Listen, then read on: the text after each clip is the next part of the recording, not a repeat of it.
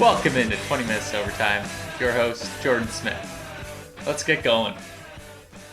Alright, to start off the show today, I'm going to lead. I missed my Monday episode, but big shout out to all the women in the world. Happy International Women's Day. Especially my sister Emma, mom Kathy, my granny, my grandma, and all the special women in my life. Big shout out to them.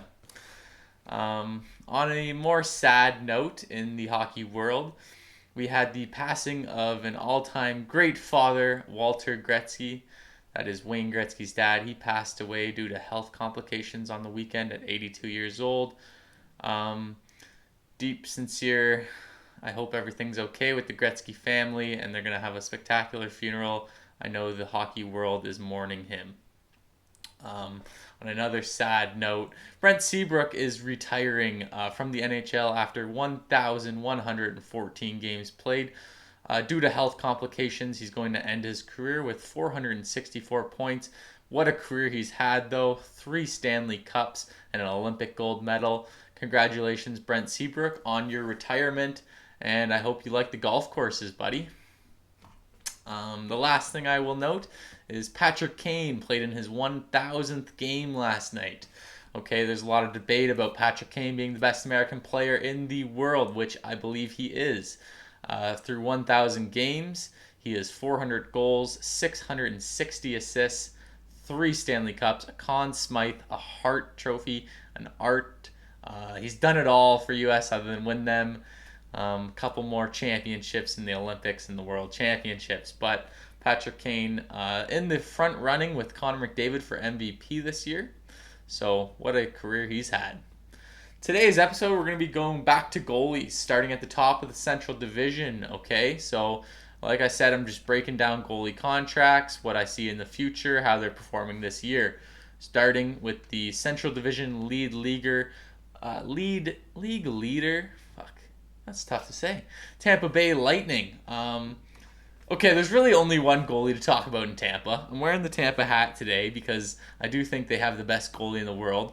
I'll quickly mention Curtis Mccelaney, their backup goalie on the year. When you have the best goalie in the world and you plan to start him in 65 plus games a year, you don't have to spend money on the background. You can kind of just bring in anyone. He's an alright backup though, but I will mention Andrei Vasilevskiy, 26 years old, 6'3" Russian kid, selected 19th overall in 2012, and like I said, I think he's the undisputed goaltender of the world right now. He took over the starting role from Ben Bishop back in 2016, and he's been on a tear since. A career .920 save percentage and 2.5 GAA. He's winning 64% of his games. Now, Tampa is a bit of a powerhouse, so some people might think that it's the defense and how good the team is, but Andrei Vasilevskiy, the big cat himself, is a weapon in net. There's no goalie a player wants to see coming down the ice on a breakaway. I think Vazzy holds the title, and he's held it for a few years. He was third in Vezina voting in 2018. He was the Vezina winner in 2019. Third in Vezina voting last year. 3 straight seasons of the most wins in the NHL. And then he added to his resume a Stanley Cup championship. So not a lot to talk about here. The guy makes $9.5 million a year. So a heavy price to pay a goalie, but there's not a lot of undisputed top goalies in the world. Carey Price held the title for a few years. Andrei Vasilevskiy is the top goalie in the world playing for the Tampa Bay Lightning. Moving on to second place in the division is the Carolina Hurricanes. And they have a little interesting three thing going in net. Peter Mrazek's been out for a few weeks now with a thumb injury. And holding down the fort is James Reimer, 32-year-old James Reimer, and 25-year-old Alex Nederlovic. James Reimer, 13 starts this year. He's got 11 wins. The numbers aren't that great, but 11 wins and 13 starts. 25-year-old Alex Nederlovic. A lot of people probably don't know him. He's been a Charlotte Checker goalie the last few years. He's played in 7 games. He's got himself 4 wins, but the numbers are better than Reimer. So he is kind of outplaying Reimer at this point in time. Whether that continues or not, we'll see. I think these guys are both just holding down the fort while they wait for Peter Morazek to come back from his thumb injury. Not a lot of news on how long he'll be out for, but he was he played in 4 games and had a 0.99 GAA going out. So they're definitely hoping Morazek can come back. Now, when you look at the future of the Carolina Hurricane, they got 32-year-old Reimer, 25-year-old Alex, and 29-year-old Morazek. So all these goalies are unrestricted free agents this summer, and Carolina is going to have some decisions to make. They have 28 mil in cap space. Obviously, they're going to re-sign Svechnikov and Dougie Hamilton. Going to pay them a good amount of cash, and then they can decide to either re-sign one of these guys or they can play the goalie free agency market. I think Morazek's career numbers aren't spectacularly well, so they probably don't have to pay him a lot if they decide to keep him in the team. And I'm not sure exactly what Carolina plans to do. The only notable prospect I'll quickly bring up is Pia Piotr Kochikov.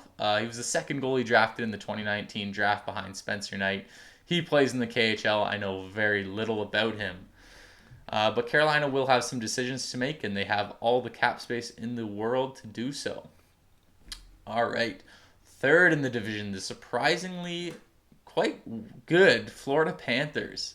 They have one of the worst contracts in net in the league. They did go out and pay 30-year-old Sergei Bobrovsky $10 million a year until 2026. So he's in his second year in Florida. He's 32 years old now, and his numbers aren't that spectacular. So I'll talk about him. Bobrovsky was a 2017 Vezina winner. We all know he was a workhorse goalie in Columbus. His last 3 years in Columbus, he averaged 63 starts a season with no less than 37 wins. And his numbers were just spectacular. He was like one of the best goalies in the NHL. He passed every eye test. He was a great goalie, and he still is a good goalie. He passes the eye test still, but the numbers don't speak for themselves. With 62 games with Florida, he has a .900 save percentage, and his GAA is above 3 goals a game. So just not getting it done, saving that few amount of shots and letting in 3 goals a game, that's not what you pay $10 million for. Like I said, this guy makes $10 million a year until 2026. That's a questionable contract. They have a new guy in net as well, Chris Driedger. You probably haven't heard too much of him. He's outplaying Bobrovsky right now, and he was good last year. He's been excellent this year. He's honestly in a tandem, and they're splitting starts. Last year, he had a 2.05 GAA and a .938 save percentage. This year, his numbers are just as good, and he's outplaying Bobrovsky. So there's a lot of hype about this Driedger guy because he is an unrestricted free agent, and so far, the last 2 seasons, his numbers have been super impressive. And when you compare him to a former Vezina winner, Bobrovsky, who is the comparable piece in Florida, he just looks better, right? So there's a lot of hype about maybe Toronto signs him, maybe he moves on to Seattle, but maybe he's a starting goalie down the road. It's unsure. The down the road starting goalie for the Florida Panthers is Spencer Knight, no doubt. He is unsigned by Florida right now because he's playing down at Boston College. The kid's only 19 years old. He was the 13th pick in the 2019 draft. Most recently, he won a World Junior gold medal for USA, and he actually beat another Florida prospect in the gold medal game. All Canadians know Devin Levi was playing outstanding in the gold medals. There was a lot of hype about the two guys playing one another. One was a first-round draft pick. Levi was a 7th-round draft pick. Spencer Knight's the guy, though. He just looked incredible at the World Juniors. He's been incredible in college. He has a sub-2 GAA, over a .930 save percentage. So Spencer Knight will be the guy of the future. It's just that whole Bobrovsky contract and whatnot. How many years will Spencer Knight decide to stay in college for? He's in his 2nd year now. Maybe he'll play up to 4. Okay. Surprisingly, the Chicago Blackhawks are sitting 4th in the Central Division. I don't want to throw too much shade on them, but with their defense and goalie situation going into the year, I didn't expect much. However, their goaltending actually hasn't been the worst thing in the world. They are rocking 3 goalies that make only $2.65 million, and they're locked into those guys for this year and next year.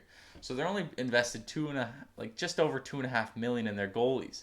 They have 25-year-old Kevin Lankin making $800K, 26-year-old Colin Delia making $1 million, and 27-year-old Malcolm Subban making $850. Okay, so 3 goalies, not much to show here.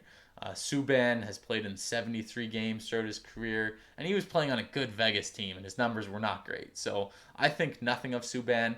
I'm not sure why he's still getting starts, but Colin Delia is not a very good goalie either. We've seen him appear in 20 NHL games. Before that, he had pedestrian numbers in the AHL.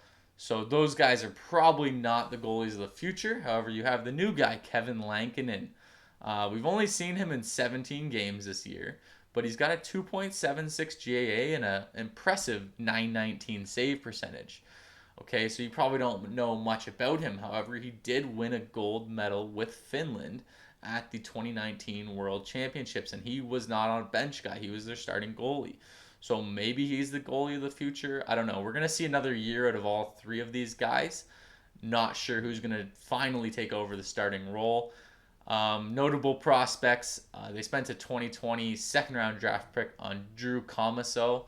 That guy's part of the U.S. development program, now playing for Boston University. He's not Spencer Knight's backup. That's Boston University, not Boston College.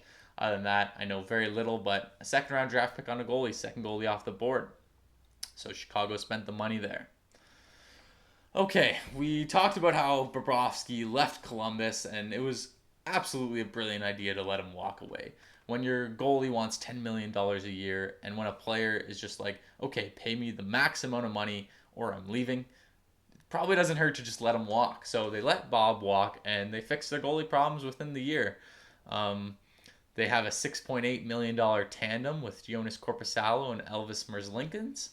Elvis Merzlikins is making $4 million a year, and Korpisalo is making $2.8. Those guys are on the books for this year and next year at that price. So great goalie price for two pretty solid goaltending pieces. I'll talk about Korpisalo first. He's a Finnish goalie, 6'3". Leaf fans know him because he did play in 9 playoff games for them last year and won that playoff series against the Toronto Maple Leafs and, made Tampa Bay battle in the second round there. So he has played in 147 career NHL games. He's got a 906 save percentage, 297 GAA. He's a good goalie. I like Korpisalo. His numbers aren't quite there, but I think he's a sturdy backup. Elvis Merzlikins, I like. He's a Latvian goalie, 6'3". He was pretty unknown coming into the NHL last season.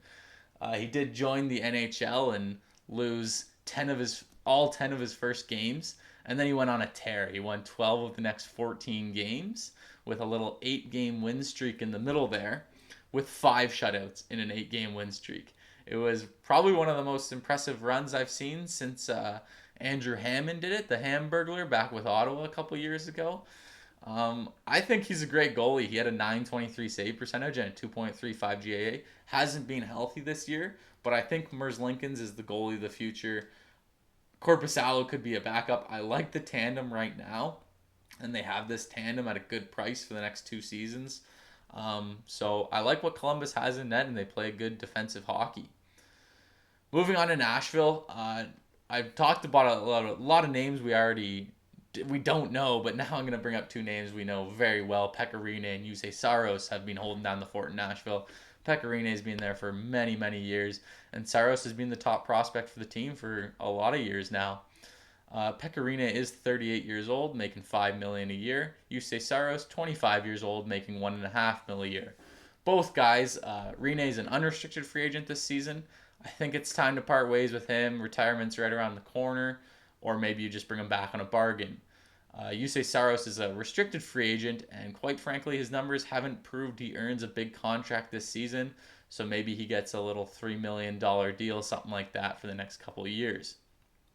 I'm not going to go through Rinne's career because it's been a long career, but the numbers have been great. He won a Vezina in 2017-18 season. He had 42 wins that season in 59 games. Since then, the numbers just go down and down. The following season, numbers were still fine, 2.42 GAA, and had a 918 save percentage. Last year, he was brutal in net. This year, kind of an average goalie. Jussi Saros should be stealing the job, but they're a 50-50 tandem. Jussi Saros has his question marks. He played 31 games last year, 40 games the year before that, 914 save percentage. If you watch Saros play, it obviously stands out that the guy's 5'10". He doesn't look like the biggest goalie in the net because he's not. I don't know what happens here. Pekarine's right around the corner. Retirement's right there. Yusei Saros is not going to be an elite starting goalie in the NHL. That's just my opinion. But then they don't have many prospects. Their top prospect, Connor Ingram, is in the NHL player assistance program for some off ice issues. Let's hope that works out for him and he can get back on his feet. Maybe he joins the AHL club or he's the backup goalie to Saros next season. Anyways, Nashville, they have some decisions to make. I think Pecorine is on his last legs. Okay, Dallas Stars, I got 3 goalies to talk about and 2.5 minutes, roughly. So I got to be quick about this. They got 3 legit goalies. I'll bring up Jake Ottinger first. He's still on his rookie level. He's a restricted free agent in 2023. So he's got another season under contract. He looks great this year. He's played in 10 games. Other than that, he plays with the Texas Stars, and there's not a lot of room for him on this team because they do have Kudobin and Ben Bishop. Now, these are a couple 34-year-old goalies. Kudobin's signed to $3.3 million, and he earned that deal because he got signed this offseason after taking Dallas to the Cup last year. Ben Bishop, the always injured Ben Bishop, makes $4.9 million till 2024. So both goalies on contract for this season and 2 more after that. Not a lot of room for Ottinger to come up. I mentioned that Kudobin took them to the Stanley Cup last year. Outside of that, he's been mostly a backup goalie throughout his whole career. He's actually got 12 years of NHL experience and only started in 210 games. So he's got youthful legs, but obviously age isn't on his side because he's actually 34 years old. Ben Bishop has been, I would say, the best goalie the last decade to not win a Vezina. He's came second in voting twice, and his career numbers are spectacular. A .921 save percentage and a 2.32 GAA. But the guy's always hurt. He's probably the most injury-prone goalie in the league. I'm not sure what you do. I like the idea of maybe Seattle grabs one of these guys.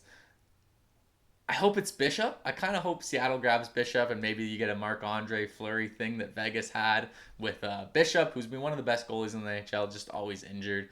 Hopefully Ben Bishop can get back on his feet, but I'm not sure exactly what's going to go after that. Okay. Detroit Red Wings, the shit show themselves. That's kind of mean, but you know what? I don't know what's happening with them. They have 3 goalies, Thomas Greiss, Jonathan Bernier, Calvin Pickard. None of those names get me going. I don't think much of any of those guys. Obviously, Stevie Y has a plan. If you're a Detroit fan, I wouldn't worry too much. Thomas Greiss, they signed him in the offseason. He's a 35-year-old. It's just to bring in some veteran presence. I don't know how you sell signing with Detroit. Maybe you just say, hey, man, I know you need a contract. We're going to give you $3.6 million a year to lose a lot of games, but can you just be a locker room presence, right? 35-year-old, and Detroit's a really young team. Jonathan Bernier, we kind of know his story. He was a starting goalie for the Toronto Maple Leafs many years ago. Since then, he's played in Anaheim, Colorado, Detroit. He's a backup goalie. He's only 32 years old. Makes $3 million this year. He'll be an unrestricted free agent. I don't think we're going to see Bernier starting too many games in the NHL going forward. Calvin Pickard, their emergency goalie, not even really going to bring him up. So I say that Steve Yzerman has a plan, but you can't see a definitive goalie prospect that they own right now that's going to be taking over the Greiss spot anytime soon. Their best prospect is a guy named Keith Petruzzelli, who honestly I only just looked up about an hour ago. He is 22 years old. He's 6'5", plays for a university team I've never heard of, Quinnipiac University. They just won the regular season in the NCAA for their division. Overtime came a little early. Clearly, I missed a slide, and I'm a minute short, so I guess I'll just keep talking about Detroit for another minute. Steve Yzerman's got a plan. Like I said, if you're a Detroit fan, I would not worry. Maybe this Keith Petruzzelli guy is the guy, but I'm not too worried about Detroit. They still have a window where they're going to be bad for 2 or 3 seasons, which is why you bring in a guy like Greiss and you pay Greiss. Because it's like, okay, if this guy wants to make $3 million a year, sure, you're just going to lose a lot of games. He's played in 14 games this year and has 1 win. It's kind of sad to see, but it was the same thing with Jimmy Howard, not just recently in the recent seasons. So I don't know what Steve Yzerman's going to do. Is he going to find the next Andre Vasilevskiy? Has he already found him? He hasn't drafted too many goalies to this Detroit club. So what Detroit does moving forward, I'm curious. When the window for them to win is there, I'm sure they're going to have a legit starting goalie in net because Steve Yzerman is the man. He's a smart GM, so I'm not too worried about it. But going forward right now, you're not expecting to see many wins or good goalie numbers coming out of Detroit. So sorry, Grice. This is probably where your career goes to die. But $3.3 million is not too bad. Okay, my buzzer didn't go off. Things are just going wrong today. I'm not sure why. My iPad's probably on mute. But overtime segment. All right. So I watched Chris Kreider score his second hat trick in 5 games last week. So I decided to deep dive some hat trick stuff and share with you what I have found. Okay. If you want to try and guess who the NHL leader in hat tricks is, you would be very right. It is Wayne Gretzky. He's got 50 of them. Okay, obviously a pretty unattainable number. The next closest thing to him is Mario Lemieux with 40. So both those guys are just levels above everyone else. Never catching 50 hat tricks. That's just an impossible feat. However, I want to talk about Ovi. Ovi's at 27 hat tricks, so I think he's the marker for current NHL players. Can a current NHL player reach 27 hat tricks? You have Eric Stahl with 14, Malkin with 12, and Crosby with 11. So those guys didn't even come close, you know. Malkin's not even going to get more than 15. Crosby's only at 11, right? So 27's a high marker. But then you look at some of the young guys, and I'm going to bring up a couple names under the age of 25, who could at least catch Ovi in hat tricks. Ovi sits 6th all time. So do we have some potential goal scorers that are young and could catch Ovi in goals or hat tricks? Yes, I think we do in the NHL. First name I'm going to bring up that people probably have in the back of their head right now is Austin Matthews. Can Austin Matthews catch Ovi's 27 hat tricks? That's a hard no. Unfortunately, Austin Matthews has had bad hat trick luck. He came into the NHL and scored 4 goals and got his first career hat trick the first game he ever played, on a great pace to beat those records. However, since then he has just one hat trick. So a total of 2 hat tricks, which is really shocking because he just scored 2 goals last night and he has 32 career games with 2 goals. I don't know how he's not potting the empty netters at the end of the games or whatever, but he's not catching it. I'll bring up 3 names, great goal scorers, could catch Ovi. The most likely, I think, is Conor McDavid, who has 8 hat tricks so far in his career, but he's obviously lethal. 8's a long way off from 27. Ovi's not done either, so you're going to have to put up 20 more, but McDavid's only 24 years old. So he could catch him. The other guy, Patrick Laine, has 8 as well. I don't think Patrick Laine is going to enter that conversation of, you know, he's a great goal scorer. He's got a sniper of a shot, but he's not the McDavid level. And then leading the way is David Pastrnak, who already has 2 hat tricks on the season and 10 total hat tricks. So David Pastrnak's almost caught Sidney Crosby in hat tricks with 10. Crosby's got 11. Is 27 attainable, or if Ovi finishes at 29, is that attainable? I think it very much is in play for both Pastrnak and McDavid. It'll be interesting to see how these careers play out. We have another 10 to 15 years of watching these young guys play hockey, and I think the old records are unattainable. So you got to look at the new records, and I think Ovi is a good marker. 27 hat tricks so far. Maybe he finishes with 29. Can Pastrnak do it? Can McDavid do it? Write in the comments below, guys. Thanks for listening. That's all I got for you today. I'd love to comment your feedback on my video. And just remember to subscribe to the YouTube channel. And for the shorter clips, team-by-team breakdowns, you can go to 20 Minutes to Overtime on Instagram. Give it a follow, guys. Thanks for listening. Bye-bye.